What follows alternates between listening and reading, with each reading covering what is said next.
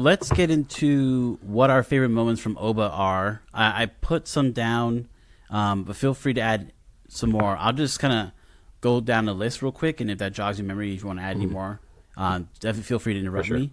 But let's see. So first one I have here is Get It Up. I saw this with my parents as well. I took my parents to see it the second time. No. Yeah. They liked the movie. How was that?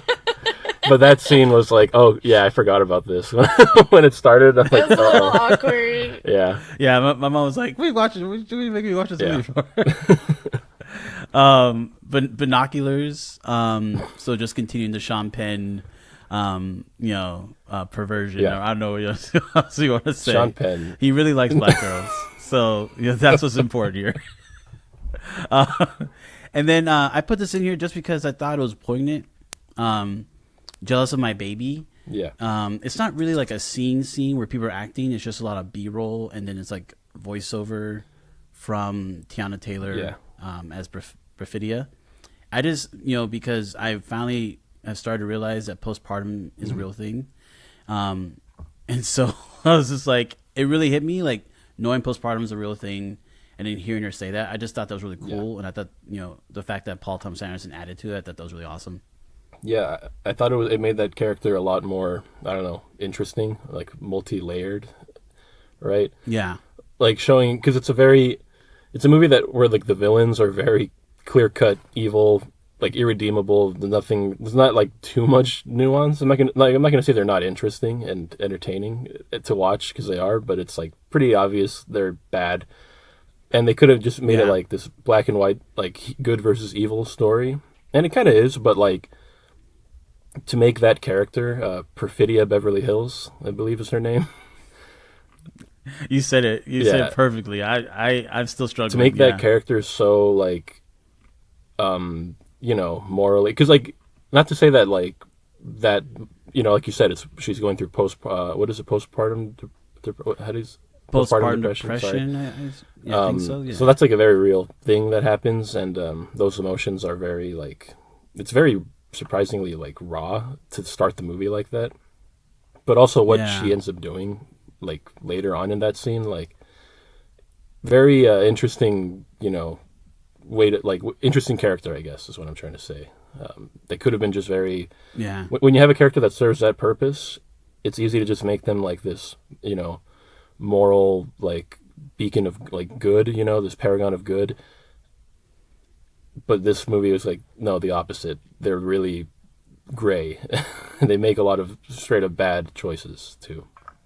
Exactly. Or these choices that makes the audience think that they're bad. Right. Selfish choices. Selfish, exactly.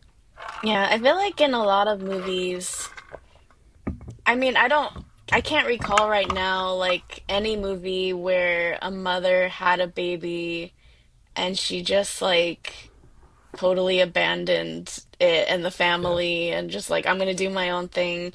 So I think like I appreciated that. I mean, obviously that's not the outcome you want like for a baby, but like I appreciated that they showed that, because motherhood is not for everybody, and it's a really huge deal. And I feel like just with the way society is, like they make it like women are supposed to have babies and be a mother and like fill this role, but that's not what everybody wants. And I guess, I mean, she was kind of being careless too, the way she was um doing her business, but like it just, I don't know, it showed like a different side of being a woman that I appreciated, because like there are women who don't want to be mothers, and they don't want to be like, I guess, stuck in that way of that kind of a lifestyle. So it was interesting. Yeah. Yeah, and I think to me, this is a question I've been asking myself throughout the year, in regards to like, studios like Disney. How can you tell these modern stories, push the narrative forward, change stereotypes, but also still bring along people who like more traditional type of stories or older, type of stories. And I think back to films like Strange World, where it, by Walt Disney Animation, Yeah. where they introduce, POC and LGBTQ characters, and people had, problems with that. My major issue with the storytelling of that movie is that none of the good characters had any real major flaws, at least like the major core players. And so it didn't allow the audience to see, like, even if you may like disagree with certain characters or certain, character traits, it's like you can see like they're morally gray, and you can see that the film doesn't always prop them up. And so I really like what the writing here from PTA in this movie, because like Perfidia Beverly Hills could have been one of those characters where it's like, POC, revolutionary, Black Pride, a comrade, all this stuff. And it's like, we, kind of like a shining example of what we're supposed to be. But then it's like, well, she's also selfish. She's like, she, puts the baby in harm's way. And doesn't really apologize too much about it. But we can still find some respect for her because of, we know the full story. We know the full context of like her wanting to fight for a better world for people. So I just really appreciate that. And that's why I put it as one of my favorite moments in the movie. Next in the list, Lockjaw walking away from death.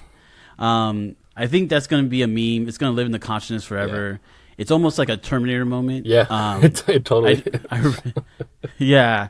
I was just in the theater like, no way, like no way he's still alive. It was crazy. And every time, like in my second viewing when I watched with my mom, people behind us were like shocked, because everybody was like almost happy that he was dead, and it's like, oh, that's what he deserves. I overheard people saying that, and then I was in my head just thinking, just wait, just wait. And then when he walks away, it's like, oh, so good. Yeah, there's something about Sean Penn's performance in this, and it kind of goes for everybody a little bit, where there's a lot of really great physical acting in this movie. Yeah, and his walk in this, it's like so distinct. The way he just walks in general, every scene he's moving, he's like you said, the Terminator is like a robotic feel. Like he's so militarized at this point that like it's the only way he knows how to act. Yeah, seriously. I think I've already been seeing like TikToks of like people walking like that. Like there's like no like explanation or anything, but it's like if you know, and they're just like walking. Like, but it's like it was so crazy. I think too, like he's just like this incessant pain in their side that like just won't go away, and Seriously. no matter what you do, like you can't kill him off. It's like that thing. It's like he's meant to just like be Terminator-esque, of like he can't die, and he's like the bane of their existence. Yeah. Like just that scene. Yeah, no. Sorry. Just that scene where he he goes to the safe house or whatever that they're keeping Perfidia at for witness protection, whatever.